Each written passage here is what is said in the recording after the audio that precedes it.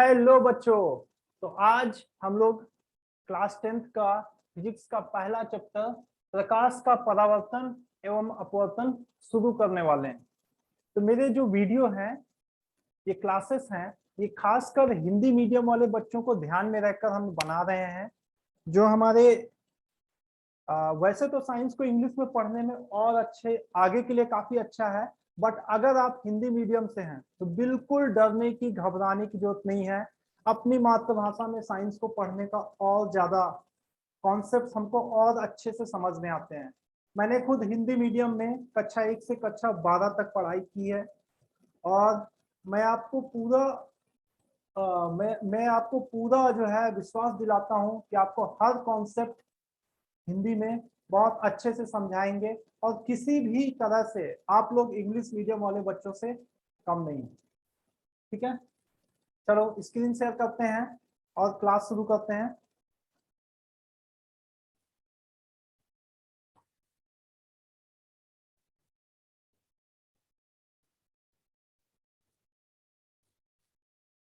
तो ये स्क्रीन आपको दिख रही होगी, फुल स्क्रीन। ठीक है, आप लोग बताओ सबको दिख रही है screen? Very good, very good. चलो शुरू करते हैं। तो आज हम लोग पढ़ना है प्रकाश का परावर्तन। क्लास 8th में आपने पढ़ा होगा प्रकाश किसी चीज से टकरा करके वापस लौट आता है, इसको प्रकाश का परावर्तन कहते हैं। साथ में हम पढ़ेंगे प्रकाश का अपवर्तन। तो प्रकाश के परावर्तन की एक छोटी सी जो परिभाषा है वो यहाँ पर दी हुई है, जो आप लोगों को याद होना चाहिए। इसको समझ लेते हैं। जब कोई प्रकाश की किरण, तो किरण क्या होती है? ठीक है, किरण ऐसी होती है जो हमेशा एक डायरेक्शन में जाती है। जैसे हम लोगों ने देखा होगा सूरज की किरणें, आप लोगों ने पढ़ा होगा सूरज से बहुत सारी किरणें निकलती हैं, प्रकाश की किरणें निकलती हैं। तो इनको बोलते हैं प्रकाश किरण, या बल्ब है या कोई भी प्रकाश का स्रोत होता है वो किरणें निकालता है। किरण की खास बात होती है कि उसमें एक साइड एरो होता है। तो आपको जब भी किरण देखनी है, किरण बनानी है, आगे हम लोग किरण आरेख बनाएंगे, रे डायग्राम बनाएंगे, तो किरण पे एरो होता है। इस चीज का बहुत ही ज्यादा ध्यान रखना। तो हम एक किरण है, प्रकाश किरण, और जब ये कोई प्रकाश किरण किसी पॉलिश की गई सतह, पॉलिश की गई सतह, जैसे जितनी भी चीजें अगर मेटल की पॉलिश कर दी जाती है तो वो चमकने लगती हैं, वो लाइट को रिफ्लेक्ट करती हैं। ठीक है, और इसी तरह से जो हमारा कांच का जो दर्पण होता है वो हमेशा एक कांच का जो प्लेन मिरर प्लेन होता है जिसके आर पार हम लोग देख सकते हैं कांच का टुकड़ा, उसकी एक साइड को एक खास केमिकल से पॉलिश किया जाता है। तो आगे हम लोग पॉलिश को ऐसे दिखाएंगे। ये सपोज कांच का प्लेन है, प्लेन सतह है, और इसमें हमने इस साइड पॉलिश कर दिया। तो जिस साइड पॉलिश करेंगे ये मेरी हो जाएगी अपरावर्तक, यानी ये साइड पॉलिश हो गई, ये परावर्तन नहीं कर सकती। ठीक है, ये हो गई मेरी पॉलिश्ड सरफेस, और अपोजिट साइड हो गई मेरी परावर्तक सतह। इस साइड हमने क्या किया है, प्लेन है। हम अगर इस साइड कोई ऑब्जेक्ट रखेंगे परावर्तक सतह की ओर, यानी रिफ्लेक्टिंग सरफेस, इंग्लिश टर्म भी याद करना है। तो हम कोई रिफ्लेक्टिंग सरफेस में कोई ऑब्जेक्ट को रखेंगे तो हमें उसका इमेज मिलेगा। जैसे ये जो कांच है, ये कांच का एक दर्पण है, दर्पण के सामने हमने मोमबत्ती को रखा है, तो दर्पण के पीछे उसका एक प्रतिबिंब बन रहा है। ठीक है, तो ये क्या हो गया मेरा प्रतिबिंब, दर्पण के पीछे हमको एक प्रतिबिंब बन रहा है। ठीक है, बट दर्पण के पीछे उस साइड पॉलिश है, उस साइड ऑब्जेक्ट रखेंगे तो इसका प्रतिबिंब नहीं बनेगा। ठीक है, तो ये परिभाषा को एक बार अच्छे से देख लेते हैं। परिभाषा फिजिक्स में याद करना बहुत इंपॉर्टेंट है, बट परिभाषा अच्छे से तभी याद होगी जब हम उसको समझ पाएंगे। प्रकाश की किरण किसी पॉलिश की गई सतह जैसे दर्पण पर पड़ती है तो वह सतह से टकराकर उसी माध्यम में वापस लौट आती है। ये सपोज मेरा दर्पण है, समतल दर्पण है, और ये एक प्रकाश की किरण इस पे गिरी। जो प्रकाश की किरण इस पे गिरती है उसको क्या बोलते हैं? जो प्रकाश की किरण इस पे गिरती है उसको बोलते हैं आपतित किरण। आपतन हो रहा है, इस पे गिर रही है और टकराने के बाद ये वापस उसी माध्यम में लौट जाती है, यानी पीछे नहीं जाती, वापस लौट जाती है। तो ये हो गई परावर्तित किरण। ठीक है, ये दो चीजें बहुत याद रखना है। जो किरण गिरती है वो आपतित किरण, जो लौटती है वो परावर्तित किरण, और जिस पॉइंट पर ये टकराती है इसको हम लोग बोलते हैं आपतन बिंदु। ठीक है, और इस पॉइंट पर एक हम परपेंडिकुलर ड्रॉ करते हैं, इसको हम लोग बोलते हैं अभिलंब। तो जब कोई प्रकाश की किरण किसी पॉलिश की गई सरफेस जैसे दर्पण पर पड़ती है तो वह टकराकर वापस उसी माध्यम में लौट जाती है। इस घटना को प्रकाश का परावर्तन कहते हैं। आई होप ये डेफिनेशन सबको याद हो गई होगी। चलो, प्रकाश सीधी रेखा में चलता है, सभी लोग जानते हैं। पिछली क्लासेस में हमने एक एक्सपेरिमेंट भी किया था। ठीक है, तो बेसिक बहुत सिंपल टॉपिक है, इसको आप लोग समझ लोगे तो बहुत आसान है, नहीं समझ में आया तो बहुत डिफिकल्ट है, याद नहीं कर पाओगे, रट नहीं पाओगे। तो जो प्रकाश की किरण, ये दफ्ती के कई सारे हमने टुकड़े लिए और इनमें बीचों बीच होल करके एक लाइन में रख दिया और टॉर्च से इस पे टॉर्च डाली तो सभी होल से हमारी प्रकाश किरण निकल गई और लास्ट वाले पे हमको रोशनी दिखने लगी। ठीक है, बट अगर हम एक को ऊपर कर दें तो अब होल मैच नहीं होंगे, तो क्या होगा? यहां से लाइट गई और यहाँ पर रुक गई। यहां से हम प्रूव कर सकते हैं कि प्रकाश हमेशा सीधी रेखा में चलता है। बहुत इंपॉर्टेंट कॉन्सेप्ट। इसी के कारण अगर कोई टॉर्च की लाइट के बीच में कोई चीज रख दी जाए तो उसकी परछाई बनती है। इसी तरह से अगर यहाँ पर सूरज है तो सूरज की किरणें इस बच्चे से टकरा करके वापस लौट रही हैं और एक परछाई बना रही हैं। ये जो हमारी परछाई होती है यह इसी चीज से बनती है, प्रकाश सीधी रेखा में चलता है। चलिए आगे आ जाते हैं। परावर्तन के नियम, अच्छा 8 में पढ़ा होगा आप लोगों ने, फिर से एक बार अच्छे से रिवाइज कर लेते हैं क्योंकि बहुत इंपॉर्टेंट है। हम लोग अगर अगली कक्षा में आ गए हैं तो पिछली कक्षा की चीजें भूलना बिल्कुल नहीं है।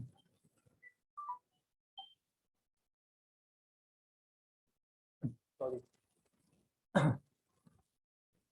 तो ये हमने इस फिगर में देखा कि आपतित किरण, परावर्तित किरण और आपतन बिंदु पर पर अभिलंब तीनों एक तल पे होते हैं। आपतित किरण क्या होती है जानते हैं? जो किरण इस पे गिर रही है, ये जो दर्पण है इस पे जो गिर रही है, ये दो ध्यान से देखना है कौन सी किरण गिर रही है और कौन सी किरण टकराकर वापस लौट रही है। जो गिर रही है वो है आपतित किरण, और टकराने के बाद जो रिफ्लेक्ट हो रही है इसको ग्रीन कलर से बना देते हैं। ये मेरी हो गई, ये हो गई मेरी परावर्तित किरण, और ये पॉइंट क्या हो गया? वेरी गुड, आपतन बिंदु। ठीक है, बहुत होशियार बच्चे हो सब। आपतन बिंदु, आपतित किरण, परावर्तित किरण, आपतन बिंदु, इस पर हम एक लंब डाल देते हैं तो ये बन गया मेरा अभिलंब। तो ये सभी क्या होंगे? एक तल पर होंगे। एक तल का मतलब है, इस फिगर में देखो, अगर दर्पण के ऊपर मैं कोई पेपर का टुकड़ा रख दूं तो वो सभी ये तीनों लाइंस पेपर के टुकड़े को टच करेंगी, कोई आगे पीछे नहीं होगी, ठीक है, दाएं बाएं नहीं होगी, तो ये सभी एक तल पे होंगे, याद कर लो। दूसरा पॉइंट सबसे ज्यादा इंपॉर्टेंट है, आपतन कोण परावर्तन कोण के बराबर होता है। आपतन कोण होता क्या है? आपतन कोण क्या होता है? इसमें ये वाला आपतन कोण है, आपतित किरण और अभिलंब के बीच के कोण को आपतन कोण कहते हैं, और इसे स्मॉल आई से रिप्रेजेंट करते हैं, तो एंगल आई। परावर्तन कोण, परावर्तित किरण और अभिलंब के बीच के कोण को, ये वाला कोण, अभिलंब और परावर्तित किरण के बीच के कोण को परावर्तन कोण बोलते हैं, एंगल ऑफ रिफ्लेक्शन, आर से रिप्रेजेंट करते हैं। एंगल ऑफ इंसिडेंट, इंसिडेंट मतलब आई, आपतित किरण को हम लोग बोलेंगे इंसिडेंट रे, परावर्तित किरण reflected ray, angle of incidence, angle of reflection, दोनों बराबर होते हैं, आई इक्वल्स टू आर। बहुत इंपॉर्टेंट चीज है, इसको आप लोग को याद रखना है। चलो आगे बढ़ते हैं। समतल दर्पण द्वारा प्रतिबिंब का बनना सबसे इंपॉर्टेंट। अगर ये मेरा कोई दर्पण है, चलो वस्तु रख देते हैं, सपोज किसी बच्चे ने इधर कोई वस्तु रख दी, इसका प्रतिबिंब किधर बनेगा? सपोज ये वस्तु जो है 5 सेंटीमीटर, इसका वस्तु प्रतिबिंब किधर बनेगा?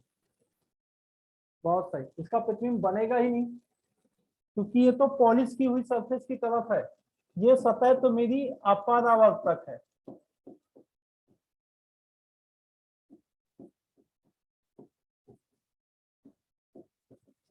ये परावर्तक परावर्तन करेगी नहीं, ठीक है, तो ये मेरी अपरावर्तक सतह है, यहाँ से परावर्तन होगा ही नहीं, तो इसलिए क्या होगा? कोई इमेज, कोई प्रतिबिंब नहीं बनेगा। प्रतिबिंब बनाने के लिए क्या है, ऑब्जेक्ट को हमको रिफ्लेक्टिंग सरफेस की ओर रखना होगा, जिधर पॉलिश नहीं है, तो इधर रखने से अब इसका प्रतिबिंब बनेगा, ठीक है। सपोज इधर कोई 8 सेंटीमीटर की वस्तु रखी हुई है, इसका प्रतिबिंब बनेगा, इसका प्रतिबिंब नहीं बनेगा, तो इसको मिटा देते हैं। अब इसका प्रतिबिंब बनेगा। ये वस्तु जो है कितना दूर रखी हुई है? सपोज ये 15 सेंटीमीटर पे रखी हुई है, 8 सेंटीमीटर की कोई चीज है, 15 सेंटीमीटर दर्पण से रखी हुई है, किधर साइड रखी हुई है? जिधर परावर्तक सतह है, जिधर प्लेन सरफेस है, तो इसका प्रतिबिंब कैसे बनेगा? जितना दूर ऑब्जेक्ट है उतना ही दूर इसका प्रतिबिंब बनेगा, सीधा बनेगा, सेम हाइट का बनेगा, तो इसको नोट कर लेते हैं। समतल दर्पण द्वारा प्रतिबिंब क्या होगा? सीधा होगा, इंग्लिश में बोलते हैं इरेक्ट, खड़ा। समान ऊंचाई का होगा, सेम हाइट, ठीक है, ना छोटा बनेगा ना बड़ा बनेगा, समान ऊंचाई का। तीसरा, समान दूरी पे होगा, समान दूरी पर, कहाँ? दर्पण के पीछे, दर्पण के पीछे। और चौथा, आभासी होगा, आभासी मतलब वर्चुअल, इमेजिनरी, ठीक है। तो आभासी क्या होता है, इसको हम लोग आगे और अच्छे से समझेंगे। आभासी का मतलब कि वास्तव में वो प्रतिबिंब बन नहीं रहा है, हमको ऐसा आभास हो रहा है, ऐसा लग रहा है। हम अब दर्पण के पीछे जो हमारी इमेज है, हम उसको पकड़ नहीं सकते हैं, उसको पर्दे पे नहीं ला सकते हैं, वो सिर्फ हमको दिख रहा है, तो आभास हो रहा है। आगे हम लोग देखेंगे कि यहाँ पर जहां पर प्रकाश किरणें मिलती नहीं है बट मिलती हुई प्रतीत होती हैं, वहां आभासी प्रतिबिंब बनता है। और एक इंपॉर्टेंट चीज, जहां भी इरेक्ट होगा, जहां भी सीधा होगा, वहां हमेशा आभासी होगा। सीधा और आभासी एक साथ आएगा, यानी इरेक्ट एंड वर्चुअल। इसको सभी लोग नोट कर लो, बहुत इंपॉर्टेंट है। आई थिंक नोट कर लिया सबने, वेरी गुड। चलो आप छोटे छोटे क्वेश्चंस ट्राई कर लेते हैं। इसमें क्या होगा, बहुत अच्छे बहुत अच्छे, बहुत सारे बच्चों ने सही आंसर दिया है। प्रतिबिंब नहीं बनेगा। क्यों बनेगा भाई?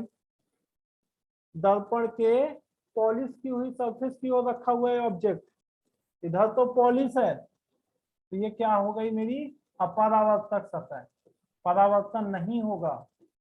इधर तो पॉलिश है, कोई इमेज नहीं बने। तो हमको ऑब्जेक्ट को किधर रखना है? जिधर पॉलिश नहीं है, यानी जिधर प्लेन है, परावर्तन जिधर हो सके। तो अब इमेज बनेगा यहाँ पर। कितना दूर बनेगा? हम जानते हैं कि समान दूरी पे बनता है। तो ये 50 सेंटीमीटर था, तो ये 50 सेंटीमीटर पे ही इमेज बनेगा। किस हाइट का बनेगा? सेम हाइट का बनेगा, सीधा बनेगा। ठीक है, वेरी सिंपल। कितना दूर बनेगा? 50 सेंटीमीटर। अच्छा, यहाँ पे ध्यान रखना, क्वेश्चन में बोल रहा है कि वस्तु से कितना दूर बनेगा। तो प्रतिबिंब की, बहुत कंफ्यूजिंग क्वेश्चन होता है, प्रतिबिंब की दर्पण से दूरी, दर्पण से दूरी कितनी होगी? दर्पण से तो पीछे 50 सेंटीमीटर पे होगा, और वस्तु से दूरी क्या हो जाए, यानी वस्तु से कितना दूर बनेगा। तो वस्तु से तो देखो 50 इधर 50 इधर, टोटल कितना हो गया? 100 सेंटीमीटर। वस्तु से तो 100 सेंटीमीटर की दूरी पर है ये। ठीक है, तो बहुत ध्यान से क्वेश्चन को पढ़ना है। वस्तु का प्रतिबिंब वस्तु से कितना दूर होगा, तो इसका आंसर हो जाएगा सी। दर्पण से कितना दूर होगा? 50 सेंटीमीटर। वस्तु से कितना दूर होगा? 100 सेंटीमीटर। चलो समझ में आ गया, आगे बढ़ते हैं। ऊंचाई कितनी होगी? ये तो बहुत सिंपल है, सेम हाइट का ऑब्जेक्ट बनेगा, 10 सेंटीमीटर ऊंचाई हो जाएगी। आवर्धन कितना होगा? आवर्धन क्या होता है? मैग्निफिकेशन, कौन बताएगा? बहुत अच्छे बहुत अच्छे। आवर्धन का मतलब होता है कि कितना बड़ा या कितना छोटा बनेगा। आवर्धन का एक फॉर्मूला होता है, तो फॉर्मूला ही इसकी डिफिनीशन है। आवर्धन मतलब इंग्लिश में बोलते हैं मैग्निफिकेशन। ठीक है, मैग्निफिकेशन यानी प्रतिबिंब की ऊंचाई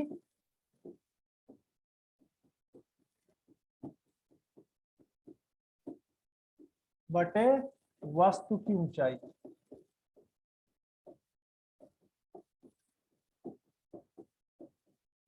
प्रतिबिंब की ऊंचाई बटे वस्तु की ऊंचाई, हम इसको लिख सकते हैं m equal to h dash upon h। But एक चीज का बहुत ध्यान रखना है, यहाँ साइन यहाँ पे इंपॉर्टेंट है। अगर मेरा ऑब्जेक्ट सीधा है तो प्लस लेंगे, उल्टा है तो माइनस लेंगे, यानी ऊपर की ओर है तो प्लस हाइट होगी और नीचे की ओर है तो माइनस हाइट होगी। इसका ध्यान रखेंगे। तो इसका इमेज कैसा बनता है? 50 सेंटीमीटर की डिस्टेंस पे सीधा इमेज बन जाएगा। मैं बार बार इमेज बना के दिखा रहा हूं ताकि आप लोगों को बिल्कुल याद हो जाए। ठीक है, तो हाइट ऑफ प्रतिबिंब की ऊंचाई कितनी हो गई? Plus 10 centimetre. प्लस क्यों? क्योंकि सीधा है, ऊपर की ओर प्लस ले रहे हैं हम लोग, यहाँ से प्लस ले रहे हैं। और वस्तु की ऊंचाई भी प्लस होगी, ये तो कट गया, 10 सेंटीमीटर से 10 सेंटीमीटर कट गया, आंसर कितना आ गया? +1। ठीक है, तो प्रतिबिंब का आवेदन +1 होगा। अच्छा, क्या ये हमेशा +1 होगा? Very good. सभी लोग जानते हैं कि प्रतिबिंब हमेशा सेम हाइट का बनेगा, यानी प्रतिबिंब की ऊंचाई वस्तु की ऊंचाई हमेशा बराबर होगी और हमेशा प्लस होगा, हमेशा सीधा इमेज बनेगा। तो इसका मतलब हम कह सकते हैं कि समतल दर्पण से बने प्रतिबिंब का आवर्धन यानी मैग्निफिकेशन हमेशा +1 होता है। ये ध्यान रखना, यहाँ मैं लिख दे रहा हूं, हमेशा, ऑलवेज, ठीक है, +1 for plane mirror. Plane mirror के लिए मैग्निफिकेशन हमेशा +1 होता है, याद रखिएगा। छोटा सा क्वेश्चन वाइवा में, इंटरव्यू में, छोटे छोटे एग्जाम्स में आते रहता है। आगे बढ़ते हैं, चलो यहाँ पे देख लेते हैं। बहुत बढ़िया, बहुत बढ़िया, बहुत सारे बच्चे तो तुरंत आंसर देते हैं। आपतित किरण, आपतित किरण कौन सी है? जो आपतित हो रही है, जो उसके ऊपर आकर के गिर रही है दर्पण पे। तो कौन सी किरण गिर रही है? ये वाली। एरो को ध्यान से देखना है। तो हम लिखेंगे सी से बी, सी बी। परावर्तित किरण, एरो देखो, जो परावर्तित हो रही है, टकरा के लौट रही है, बी ए। और अभिलंब क्या होगा? ये मेरा हो गया आपतन बिंदु। आपतन बिंदु पर जो लंब है ये हो गया अभिलंब, बीडी। और आपतन कोण, अब ध्यान से देखो, आपतित किरण 40 डिग्री नहीं होगा। जिसने 40 डिग्री बोला है गलत आंसर है आप, ठीक है। हमारा आपतन कोण क्या होगा?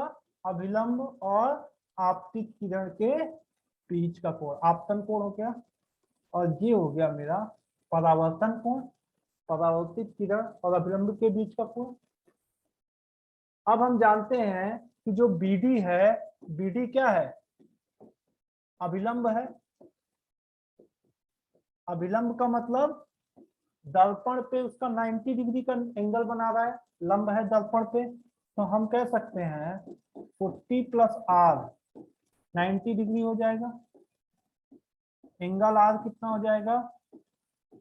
90 - 40 यानी 50 डिग्री। तो हमें परावर्तन कोण 50 डिग्री पता चल गया। और हम जानते हैं कि आपतन कोण परावर्तन कोण बराबर होते हैं, तो आपतन कोण भी 50 डिग्री हो जाएगा। ये हो जाएगा मेरा आंसर, ठीक है। ये हो जाएगा 50 डिग्री। ध्यान रखना है, छोटा लेकिन मोटा क्वेश्चन। आपतित किरण, इसमें क्या होगा? आपतित किरण, किरण को पहचानना है जो गिर रही है। एरो देख करके किरण को पहचानते हैं। तो ये मेरी जो सफेद रंग की किरण है वो आपतित किरण है। ये क्या है? परावर्तित किरण हरे रंग की, और अपवर्तित किरण जो बची यानी नीली किरण, ठीक है। हमने ऐसे ही बना दिया, नीली नहीं होती है, ध्यान रखना। अब अपवर्तित किरण के बारे में हम लोग आगे देखेंगे। तो कुछ ऐसी किरण होती है जो अगर हम पॉलिश नहीं करेंगे तो कुछ उसमें अंदर चली जाएगी, ये होती है अपवर्तित किरण। आगे पढ़ेंगे इसके बारे में। हाँ, ये फिगर बना के दिखा, होमवर्क की तरह है, ट्राई करो। और अगर ट्राई कर लिया है तो चलो बना के एक बार समझा देते हैं। यहाँ पर ये ऐसे हमारी एक किरण गिर रही है और ये एंगल है। आपतन कोण कितना होगा? वेरी गुड, आपतन कोण होगा 30 डिग्री। कैसे? अरे भैया, अभिलंब और उसके बीच का कोण होता है, ये वाला कोण कितना होगा? ये है हमारा आपतन कोण। अब जितना आपतन कोण होगा उतना ही परावर्तन कोण होगा। यहाँ पे 30 डिग्री का एक एंगल बना दो। ये मेरी परावर्तित किरण बन गई। ये दर्पण से जाके टकराएगी दूसरे वाले दर्पण से, तो अब ये उस दूसरे वाले दर्पण के लिए बन जाएगी आपतित किरण। ठीक है, कितने एंगल पे टकराएगी? ये 30 है, एंगल ध्यान से देखना, तो ये कितना हो जाएगा?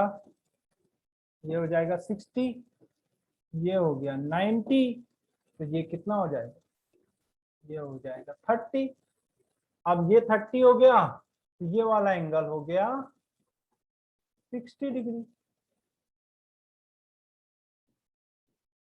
अब ये 60 हो गया, तो परावर्तन कोण भी मेरा आपतन कोण परावर्तन कोण बराबर होते हैं, तो ये भी 60 हो गया।